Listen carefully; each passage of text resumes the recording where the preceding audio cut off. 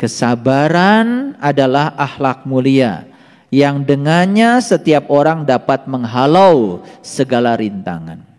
Jadi sebesar apapun rintangan yang menghadang, kalau kita punya yang disebut dengan kesabaran, semua itu akan mudah untuk diselesaikan.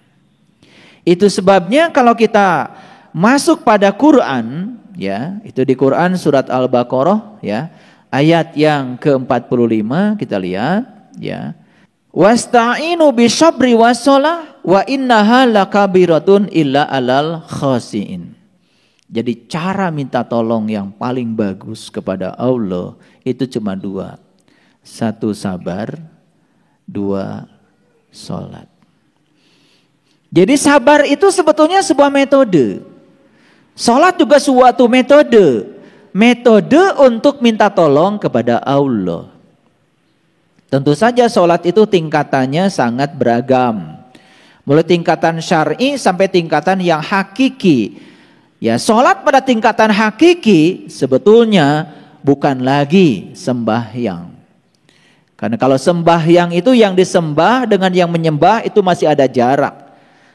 Jadi kalau dalam bahasa Arab sholat itu sendiri artinya adalah peleburan. Sholat itu sendiri adalah penyatuan. Dari kata waslat artinya adalah peleburan. Jadi bagaimana kita bisa menjadikan sholat sebagai penolong kalau kita belum melebur, kalau kita belum menunggal, kalau kita belum bersatu. Makanya harus belajar teknik sholat yang akan mengantarkan kita sampai pada tingkatan peleburan. Itulah sesungguhnya tauhid yang sesungguhnya. Jadi kebanyakan sholat cuma di dimensi luar, dimensi kulit, tidak sampai pada dimensi peleburan. Akibatnya apa? Hanya terjebak oleh rutinitas. Akibatnya sholat yang syar'i itu menjadi beban. Aduh, belum sholat. Giliran sudah sholat, alhamdulillah sudah sholat. Jadi kalau orang-orang ini ditanya, kapan Anda merasakan nikmatnya sholat? Dan hampir semua orang mengatakan nikmatnya sholat justru ketika sudah selesai sholat. Coba, kalian kan suka begitu. Begitu waktunya sholat, langsung ambil wudhu, kemudian sholat cepet-cepetan. Udah assalamualaikum, assalamualaikum. Alhamdulillah, tenang sudah sholat. Kok tenangnya itu sudah sholat, bukan ketika sholat. Kok bahagianya itu setelah sholat, bukan ketika sholat. Kan aneh. Padahal Nabi Muhammad dalam sebuah hadis mengatakan hiburannya beliau itu ketika sholat. Berarti saat sholat beliau bahagia. Ketika berhenti sholat sedih karena berpisah. Ini kan kebalikannya kita ini, betul nggak? Makanya kita dengan Nabi Muhammad kan beda sedikit. Nabi Muhammad itu kan sedikit tidur, kalau kita sedikit-sedikit tidur. Nabi Muhammad itu sedikit marah, kalau kita sedikit-sedikit marah, kan beda sedikit. Itu yang menyebabkan kemudian sholat tidak membangun kesadaran apapun. Nah, saya kasih saran. Cobalah mencari guru yang bisa mengajarkan sholat itu sebagai metode untuk minta tolong. Karena apa? Setelah sholat itu kita akan merasakan penyatuan, kehadiran. Dan kita merasakan dengan kesadaran penuh kehadirannya. Karena dengan kehadirannya, apa sih yang tidak bisa dilakukan oleh beliau? Makanya kuncinya cuma dua, sabar dan sholat. Makanya kenapa dikatakan oleh Imam Syafi'i kalau sabar ini adalah ya kunci untuk bisa menyelesaikan segala rintangan dalam hidup. Ya. Mungkin punya pengalaman dengan ini. Nah, makanya di ayat yang ke-46 kemudian Allah menyatakan ya alladzina yadunnuna annahum mulaqu rabbihim wa annahum ilaihi rajiun. Jadi sabar dan sholat itu tidak bisa dilakukan sebagai penolong kecuali bagi orang-orang yang sudah khusyuk. Dan siapa orang yang khusyuk dalam sholatnya? Allah menyatakan orang yang sudah bertemu. Alladzina yadunnuna annahum mulaqu rabbihim wa annahum ilaihi rajiun. Orang yang meyakini kalau dia akan bertemu dengan Tuhannya dan dia akan kembali kepada Tuhan. Jadi jelas, khusyuk dalam sholat berarti bisa mengingat kepada Allah. Syarat sahnya ingat cuma satu, tahu yang diingat. Bagaimana bisa ingat kepada Allah kalau kitanya belum tahu? Itu kuncinya. Ya, baik. Kita balik lagi ke sini, ya. Kemudian, ya, yang berikutnya, ada nggak di ruangan ini sahabat yang belum pernah mendapatkan kesulitan dalam hidup? Ada nggak? Ada nggak? Saya kira nggak ada ya. Sepakat ya? Semua dalam perjalanan hidup ini pasti pernah mendapatkan kesulitan. Setuju nggak? Oke. Yang kedua pertanyaan saya, pada saat kita mendapatkan kesulitan, coba perhatikan, ada nggak yang mau mendekat kepada kita? Begitu seseorang dilantik jadi pejabat X, berkerumun tuh semut. Dan begitu tahu dia tidak terpilih lagi di periode berikutnya, hilang tuh semut.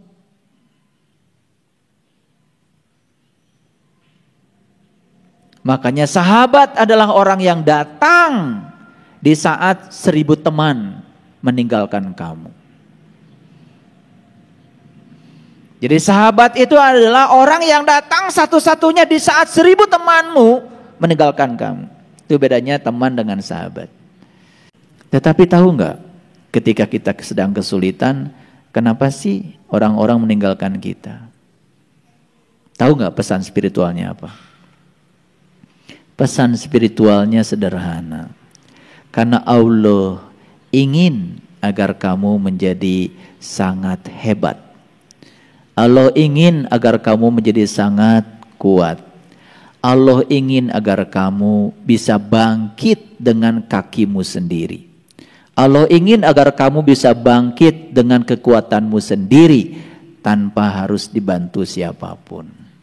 Dan Allah sebetulnya sedang mengisyaratkan kepada kita, saat orang lain meninggalkan kamu ketika kamu menemukan kesulitan, apakah kamu bisa sadar bahwa sesungguhnya hanya aku satu-satunya penolong kamu? Sadar nggak? Nah, ketika orang lain meninggalkan kita, apa yang terjadi? Kita menggerutu bukan? Kita protes bukan? Atau kalau tidak kita pidato, kalian tuh nggak tahu diri ya, nggak ingat jasa-jasa saya ya, begitu? Coba. Tapi orang yang terang benderang di dalam dirinya, saat ditinggalkan temannya, saat ditinggalkan orang, ketika dia kesulitan, dia sadar hanya Allah yang selalu menemaniku. Itulah makanya Allah satu-satunya penolong. Mari kita lihat, ada satu ayat dalam Quran surat Al-Baqarah ya, yaitu ayat 153. Saya tunjukkan ayatnya supaya kita searching ya ayat. Pelan-pelan. Baik, kita lihat ayat ini. Ya ayyuhalladzina amanu sta'inu bisabri wassalah innallaha ma'asyabirin. Hai orang-orang yang beriman. Siapa yang dihaikan? Hanya orang beriman. Yang dihaikan bukan orang yang mengaku beriman. Yang dihaikan adalah orang yang beriman. Apa berikutnya? Ya ayyuhalladzina amanu ista'inu bisabri wassalah. Minta tolonglah kamu dengan sabar dan sholat. Jadi yang bisa sabar dan sholat menurut ayat ini hanyalah orang yang beriman. Yang mengaku beriman gak bisa. Karena orang yang mengaku beriman kan juga, percayanya juga, keyakinannya juga masih diragukan. Dia yakin kepada Allah, tidak tahu dan kenal kepada Allah. Nah, makanya di sini dikatakan innallaha ma'asyabirin, sesungguhnya Allah hanya beserta orang-orang yang sabar. Jadi saya tanya sekarang, sebetulnya siapa orang sabar itu? Siapa? Innallaha ma'asyabirin. Siapa orang sabar? Orang yang selalu beserta Allah. Orang sabar. Pernah nggak dapat definisi sabar setegas ini? Selama ini kan sabar, yang sabar ya, yang sabar ya. Jadi menurut ayat ini orang sabar itu orang yang selalu beserta Allah. Jadi siapa orang sabar? Orang yang selalu sadar bahwa Allah itu selalu hadir beserta dirinya. Nih, saya mau tunjukkan. Sekarang kita praktek. Ada orang marah sama kita. Ayo lihat saya semua. Ada orang marah sama kita. Apa yang kita lakukan? Apa yang kita lakukan selama ini? Balik marah kan? Oke. Kenapa ada kata-kata innallaha ma'asyabirin? Kalau orang yang sadar sebetulnya di balik dia ada Allah. Di dalam diri saya juga ada Allah. Ini Allah, itu Allah. Kan dua-duanya Allah. Paham? Begitu dia melihat dia bukan sebagai dia, tapi yang dibalik dia. Apa yang kita lakukan? Oh, ini Allah sedang meningkatkan kesabaran saya lewat kehadiran orang yang tidak sabar.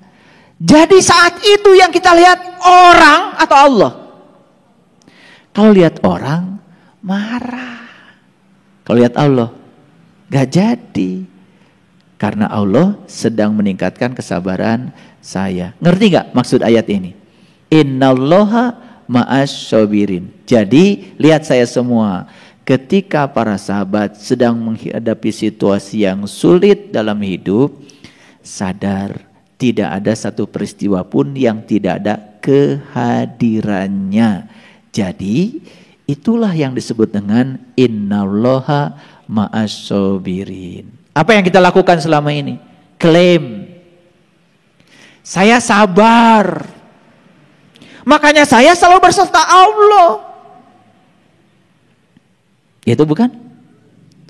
Itu klaim yang bullshit. Gak ada artinya. Jadi tidak perlu klaim. Lihat saya semuanya. Apapun situasinya kita sadar di situ ada Allah. Tidak mungkin satu peristiwa pun hadir tanpa kehadirannya. Itulah arti dari innallaha ma'a. Allah beserta orang sabar. Jadi tidak usah mengklaim saya orang sabar, pasti Allah bersama saya. Kan sering begitu. Kadang-kadang hebat kamu, siapa dulu dong. Karena saya sabar, jadi Allah juga beserta saya. Tuh, itu klaim yang bullshit. Nanti begitu ada kejadian, mohon maaf ya, yang tidak disukai pasti terpancing. Ngerti sekarang? Hari ini saya karena gini, kalau belajar banyak kitab tentang sabar adalah sulit dan kita capek. Sekarang saya kasih yang praktis. Jadi sabar itu apa? Orang yang selalu sadar akan kehadirannya. Catat. Catat. Kan banyak di kamus sabar adalah pusing. Begitu praktek sulit. Jadi orang yang sabar adalah orang yang beserta Allah. Orang yang beserta Allah adalah orang yang selalu sadar atas kehadirannya. Punya uang segitu-gitunya ditipu orang. Gimana sabarnya? Sudah tahu nggak cara sabarnya? Oh, sabar. Itu? Bukan. Cara sabarnya, ya Allah, aku yakin kehadiran orang yang membohongiku satu, berarti aku masih bisa ditipu, berarti aku masih bodoh, pelajaran bagiku. Gitu. Kalau masih bisa ditipu kan jangan nyalahin penipu, salahkan diri kamu. Oh, masih bisa ditipu, masih bodoh, masih tolol. Gitu. Itu pelajaran yang pertama. Ya kan? Pasti ada pelajarannya. Yang kedua, jangan-jangan orang ini dihadirkan olehmu untuk menyelamatkanku. Siapa tahu dengan uang yang aku miliki ada sesuatu yang akan terjadi dengan diriku. Kan siapa tahu, betul nggak? Orang baru beli mobil baru, kemudian pergi dari Bandung ke Jakarta. Di tengah jalan kemudian mobil barunya itu ketiban sama kontainer. Betul nggak? Jadi kalau kita selalu menyadari kehadirannya, nggak mungkin protes. Nabi Muhammad juga sempat dilempari tuh waktu di Taif pakai batu. Mungkin ya kelas-kelas kita nih ketika dilemparin batu. Udah aja ya Allah, saya berhenti aja jadi Rasul. Gini amat. Mungkin gitu ya kelas-kelas kita kan. Tapi Nabi Muhammad saat itu apa? Karena kesadaran dengan kehadiran Allahnya selalu saja nancep. Turun ayat. Wa ma romaita id romaita walakinnallaha roma. Hai Muhammad, sesungguhnya yang melempar bukan dia, yang melempar aku. Jadi kesadaran Nabi itu kemudian ditegaskan oleh ayat itu. Roma itu bahasa Arab, artinya melempar. Makanya sudah jadi nama kartu remi. Mainnya dilempar-lempar, pluk, pluk, pluk, pluk, gitu. Itu dari bahasa Arab itu. Makanya di Madinah ada namanya Jabal Rumat. Jabal Rumat itu katanya gunung tempat Nabi Muhammad melempar anak panah. Itu disebut Jabal Rumat. Ya. Kalian sering main kartu remi? Ditanya, kenapa ini kartu namanya remi? Nggak tahu. Betul nggak? Itu dari bahasa Arab itu. Artinya kartu yang dilempar. Namanya kartu remi. Wama romaita, Roma, remi. Ya itu, melempar. Baik, lanjutkan dulu. Catat dulu. Jadi siapa orang sabar? Orang yang sadar dengan kehadiran Allah. Kalau bahasa Qur'annya, innallaha ma'a syabirin. Allah beserta orang yang sabar. Siapa orang yang sabar? Orang yang selalu merasa beserta Allah. Coba deh praktekkan ilmu ini sekarang. Begitu pulang dari sini, ya, selalu sadar dengan kehadiran Allah. Bebaskan pikiran kita dari jebakan benar dan salah. Bebaskan. Mulai kalian bisa senyum menghadapi kehidupan. Gak ada baik buruk terhadap dalam hidup. Gak ada benar salah. Itu produk dari pikiran kita. Semua yang terjadi, terjadilah. Kemampuan kita untuk bisa menerima apapun apa adanya jadi lebih mudah. Kelihatan gak sabarnya? Bakal kelihatan. Ini ngerti gak sampai sini?